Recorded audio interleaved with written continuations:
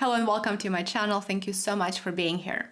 Is it possible to trade oil without the United States dollar? The answer to that question will ultimately determine whether or not the dollar is capable of maintaining its global reserve status. Today, I want to walk you through how the petrodollar emerged and the main risks that the dollar would need to overcome now in order to maintain its power and its status.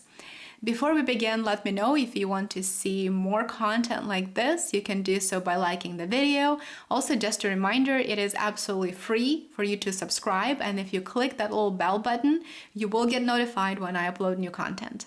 So if it wasn't for the crisis of the early 1970s, a petrodollar might have never emerged. The United States successfully managed to strike a deal with Saudi Arabia.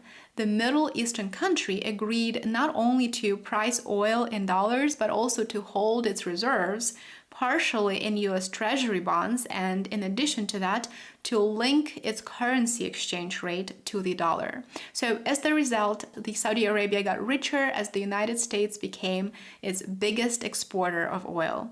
The US-Saudi relationship dates back to mid-1940s, especially 1945, when the World War II ended. The United States even built an airfield in Dhahran, Saudi Arabia, and offered its military protection. The US became the winner as its dollar grew stronger and stronger, which made it easy for the United States to finance its growing budget deficits. The US started to outsource more and more of its production and manufacturing to foreign countries, primarily, of course, to China, as a strong dollar made US-produced goods extremely expensive. So in a nutshell, that is how and when the petrodollar was born. It is because oil has been in such a high demand that major oil exporting countries have benefited from the constant inflow of the most stable currency in the entire world.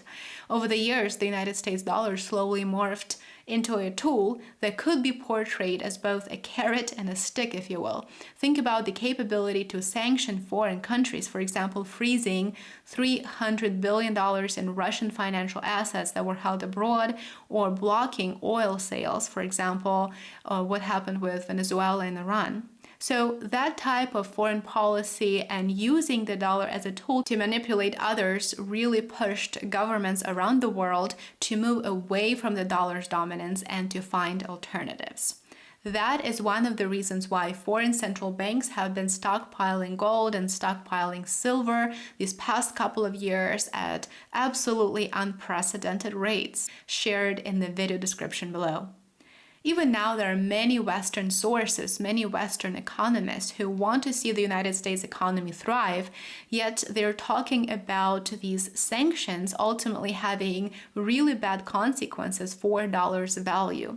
This is because it clearly shows that unless foreign governments see that their US dollar-denominated national reserves are fully protected, they will continue the trend and keep moving away in search of safer assets that can be controlled by them. After the Western sanctions exposed the dollar's role and possible weaknesses from foreign governments' perspective, who used to hold reserves denominated in the US dollar, a dual oil pricing reality emerged when Russia stopped accepting the dollar in return for its oil and natural gas shipments. Sales of oil by Russia, Iran, Venezuela to China, India, Turkey, and a few other countries are now priced in Chinese yuan, Russian rubles, and also several other currencies of the importing countries, and even barter. So that's already happening, it's been going on, and it definitely weakened demand for the US dollar significantly, which is one of the reasons why we see the United States dollar losing its value since the beginning of 2023. Yet another reason why developing nations see a benefit in purchasing oil without using the US dollar is the fact that non-dollar denominated sales tend to be discounted, sometimes 30% or more. So these buyers are paying a lot less for all or part of their oil consumption than Europe or the United States. This is why, to them, looking at this from their perspective, there are hardly any reasons to revert back to the United States dollar at this point in time.